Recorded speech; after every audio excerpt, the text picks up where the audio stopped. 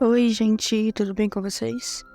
O vídeo de hoje é um remake, novamente, de um desenho meu antigo, que eu acho que ele tinha no Instagram, mas eu não sei se tem mais.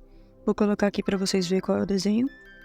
E eu já comecei fazendo ele com uma pose totalmente diferente do que era anteriormente, né, que é nessa primeira versão. Eu mudei um pouco dos detalhes dela, inclusive essa parte dos chifres. No original, eu acho que eles eram retos, pareciam e muito esquisitos, então eu fiz esse chifre desse jeito. Eu até me segui por algumas inspirações que eu tinha pesquisado. Fiz essas linhas delas aqui que ficaram bem... Ficou legal, ficou um charme no desenho. Fui virando o desenho pra ver se tinha erros, porque agora eu vou ter o costume de ficar fazendo isso, porque isso ajuda bastante a perceber os erros que estão no desenho. Inclusive a gente perceber que talvez tenha feito o desenho numa posição que não era favorável. Então a gente foi fazendo aqui a nossa line art, que foi fazendo colorida.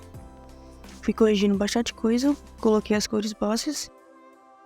E o processo de pele ainda é o processo antigo. Quando eu aprendi o novo método de pintura, eu já tinha feito esse desenho aqui.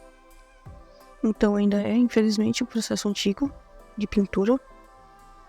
A roupa também, assim como o cabelo. Mas mesmo assim o desenho ficou lindo. Ficou muito bonito e eu fiz a técnica da luz de rebatimento.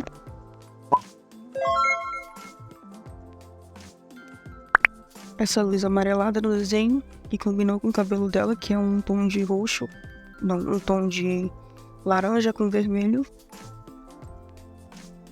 As luzes ficaram muito bonitinhas, depois eu fiz os olhos dela. Fui fazendo o restante do desenho. O fundo também, apliquei um filtro. E o resultado ficou assim.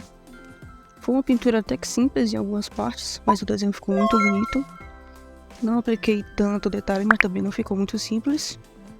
E em comparação com a primeira versão, esse desenho ficou muito bonito. E o desenho foi esse.